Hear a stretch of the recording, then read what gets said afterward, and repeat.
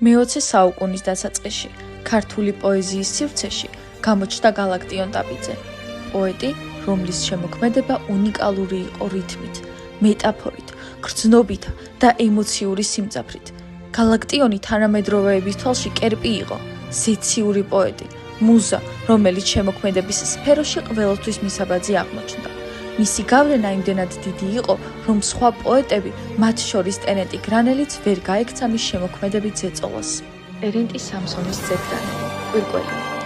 1897 წლის 25 ნოემბერს ღარიბი წალენჯიხელი გლეხის ოჯახში დაიბადა. 5 წლის იყო, როცა დედა გარდაეცვალა, მომავალი პოეტი, რომელიც წიგნიერებისკენ მიდრეკილებებს ადრეული ასაკიდან ამჟღავნებდა, წალენჯიხის სასწავლებელში მიაბარეს. ტერენტი მე-6 კლასში იყო, როცა კვირკველიების სახლი დაიწვა და იძულებული გახდა სწავლისთვის თავი დაემებებინა. ცხოვრების მკაცრმა პირობებმა მომავალი პოეტი სევდიანი და გულჩათხრობელი გახადა, მაგრამ სწავლის სურვილი არ დაუკარგავს. 1918 წელს ტერენტი თბილისში ჩამოვიდა. ეული პოეტი, რომელიც არასოდეს საუბრობდა საკუთარ თავსა და ოჯახზე, თავისი ხანმოკლე ცხოვრების მანძილზე ორ რამეს ეთაყვანებოდა: პოეზიასა და თბილისს. მეგობრები ახასიათებენ მას ასე: უშუალო და თავმდაბალი, თავისებური ხასიათი აქვს. ხან ბავშვი დაზიზია, ხანაც უმიზიდოდ ჭირვეული და იჭვია. უფრო ხშირად სათნო და გულუბრყვილ. წყნარია, ხმამაღლა იშვიათად ისინი. რბილ სიტყვაობას ძაგს. მისი ყველაზე სანაცვლავი სიტყვა შენ პოეზიისა რა გაგიგებაო. საკმარისია პოეზიაზე ჩამოვარდეს საუბარი, რომ მისი თვალები ელვარე ნაკვირცხლებთან მსგავსოს. ამ დროს ის დაუნდობელი და შიფთქმელი.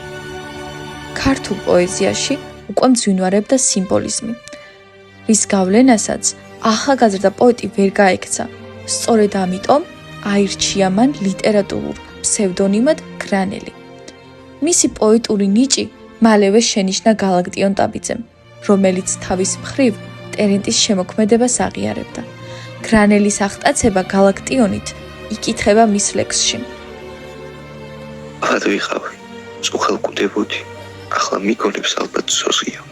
გალაქტიონში არის დემონი და ჩემში უფრო ანგელოზია. გრანელის ამ ლექსში მეტაფორა ჩანს. დემონში გალაქტიონი აღიქმება, როგორც ზეციური არსება, თავისუფლების სიმბოლო. გრანელი მას დემონად მიმართავს, არა ბოროტების, არამედ შეუზღუდავი თავისუფლების გამო, ხოლო საკუთარ თავს მორჩილ ანგელოზად, შემოქმედის მსახურად. ასე დემონში გაერთიანებულია ზეციური დამოუკიდებლობა, ანგელოზში სამონასტრო, მორჩილი ერთგულება. გრანელმა არ შეადარა გალაქტიონი პირდაპირ ღმერთს. ამ არჩევანით გამოხატა ადამიანის შინაგანი, სულიერი ადამიანურობა და გალაქტიონის ძალაუფლებისა და თავისუფლების შთამბეჭდავი სიდიადე. ტერენტის პოეზია განსაკუთრებული პოპულარობით სარგებლობდა ახალგაზრდებს შორის. სტუდენტი გოგონები მას მისტიკოსი პოეტის და სულის მესაიდუმლის სახით აღიქვამდნენ. მათ მიმართ ტერენტი მეგობრული დამოკიდებულებით გამოირჩეოდა, თუმცა ცდილობდა ქალებისგან თავის შორს დაეჭირა, თითქოს სიყვარულს გაურბოდა. ტერენტის სულიერი მარტოსულობა განსაკუთრებით გამოვლინდა მის შეხვედრაში თამარ ჯაფარიძესთან, პოეტთან ეპისტოლარული მეგობრობის და შემდგომი მონატრების ისტორიის საშუალებით. ძვირფასო უცნობო მეგობარო ტერენტი, მე ვარ თქვენი პოეზიის ერთ-ერთი თაყვანისმცემელი. თქვენი ლექსების კითხვა ყოველდღიურ სულიერ სასდოდ გადამექცა. ზეპირად ვიცი თქვენი ბევრი ლექსი. მე თქვენ თბილისში ხვდებოდით და საიდუმლოდ, ფრიად საიდუმლოდ მიყვარდით კიდეც. ახლა, როცა ასე შორს ვარ თბილისიდან, ქართულ ენასთან მაკავშირებს თქვენი ნაზი ლექსები. თამარ ჯაფარიძე. ტერენტი გრანელის ცნობები კი აისახა მის ლექსში, სახელწოდებით შენს მოლოდინში. მე შენს ვფიქრობ და თითქოს გხედავ, ვფიქრობ და ისევ დღეამზია. ზვირფასო, მოსვლა რად გაგიწნილდა, ზვირფასო, მისთვის დაიქვიანი. თუმცა რეალური შეხვედრა თამართან გრანელისთვის უცნაური და დამაბნეველი აღმოჩნდა. პოეტი ვერ მოერგო წარმოსახვის შეუსრულებელ სურათს რეალობაში. ქალის დიდი ჩემოდანი მას აღიზიანებდა, რამაც საბოლოო სული შთაბერა მას კიდევ უფრო ჩაკეტილ, განმარტოვებულ ცხოვრებას. მეგობრისთვის უთქვამს: ვაიმე, რამხელა ჩემოდანი ჰქონდა. სად იყო ისქანი მე რომ მიყვარდა? ტერენტი გრანელის პოეზიამ მწვერვალს 1924 წელს მიაღწია, როცა მან ახალი ლექსების წიგნი მემენტო მორი გამოსცა. ამ პერიოდში ხშირად იმართებოდა პოეტის ლიტერატურული საღამოები. ტერენტის აღტაცებით ხვდებოდნენ ყველგან, თუმცა აღიარებას მისთვის სულიერი სიმშვიდე არ მოუტანია. პოეტი თბილისის ძველობაში იტალიური ეზოს კიბის ქვეშ ცხოვრობდა ფიროსმანივით. ადამიანების სითბოსა და სიყვარულს დანათლებული. მასავით დაუფასებელი, სადა და უბრალო, როგორც ყოველივე დიდი, მართალი და ნამდვილი. ცივ და პატარა ოთახში ტახტის, მაგიდის, სკამის, პატარა ნარკვრის გარდა არა გააჩნდა რა.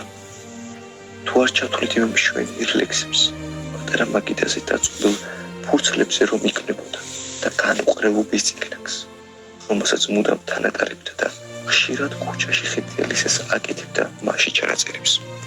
ტერენტი გრანელი იმ დღეს, როდესაც ყველასთვის კარგად ცნობილი ლექსი მემენტო მორი დაწერა, ძალიან გახარებული სახლიდან გამოვარდა და აღმარზე დაეშვა, თითქოს მიფრინავდა სიხარულით ერთი ძალიან კარგი ლექსის დაწერის გამო. ოპერის თეატრთან შემთხვევით გალაქტიონი შეეჩეხა. გახარებულმა ტერენტიმ გამარჯვების სანავე მიახალა გალაქტიონს. გალაქტიონ, იცი რა მაგარი ლექსი დავწერეო? გალაქტიონმა, ხო, ძამიკო? მომიყევი აბაო. და გრანელმა ერთი ამოსულქვი წაუყითხა თავისი ახალი ლექსი. გალაქტიონი დაფიქრდა, ცოტა ხნის შემდეგ კი ეუბნება: კიდევ მომიყევი აბა ძამიკო. ტერენტიმ უსიტყვოდ გამომეორა მემენტო მორი და დიდი ინტერესით ელოდა, რას ეტყოდა მეგობარი. ამ უკანასკნელმა კი ისევ იგივე პასუხი გასცა: მიდი, კიდე ერთხელ მომიყევი ძამიკო. ტერენტის ცოტა არ იყოს ეს არის სიამოვნდა. გაუკვირდა და ოდნავ ნერვშეტოკილმა კიდევ აუშვა სურველი და უთხრა ახალი ლექსი გალაქტიონს. გალაქტიონისგან რაიმე შეფასების მაგვარის ან ქების მომდინე ტერენტიმ კი ასეთი პასუხი მიიღო: კაი ძამიკო, კაი. და გალაქტიონმა ჩაიარა. გრანელს ეს არის სიამოვნა. გაუკვირდა და გაცობდა გალაქტიონზე: ეს რა გამიკეთაო? მეორე დილით, როცა დაამარზე დაეშვა, გალაქტიონზე განაწყებული პოეტი ნატრობდა ნეტა სანმე შეხვდეს გალაქტიონი. პირში მივახალო ყველაფერიო.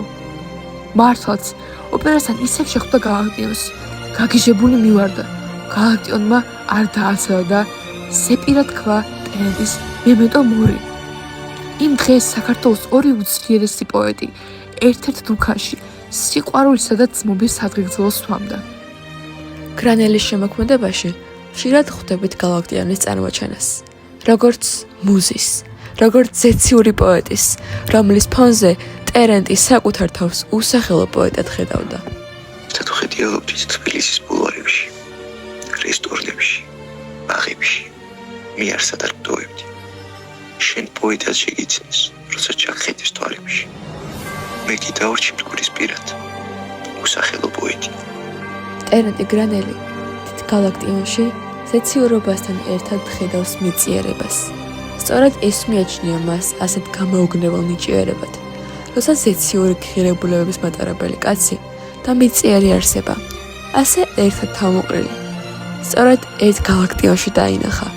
თავად ტერენტი გრანელი ხომ გამუდმებით ებრძვის მიწიერებას. მას საიქიო, ზეციური თავისუფლება მიაჩნია უმთავრეს არსებობის წყაროდ. მე რომ გაფრენა არ შემიძლია, ეს უკვე ნიშნავს გარდაცვალებას. წერს იგი ერთ-ერთ ლექსში. დიდი გალაქტიონის არსებაში კი ტერენტი გრანელი კიდევ ერთ მომენტს ხედავს. შორს კარიგივის, ახლოს მტერი, ახლა ღამდება 7 ასრული. გალაქტიონში ლურჯი ფერია, დაჩიმს ლექსიდან მოჩანს უმსკრული.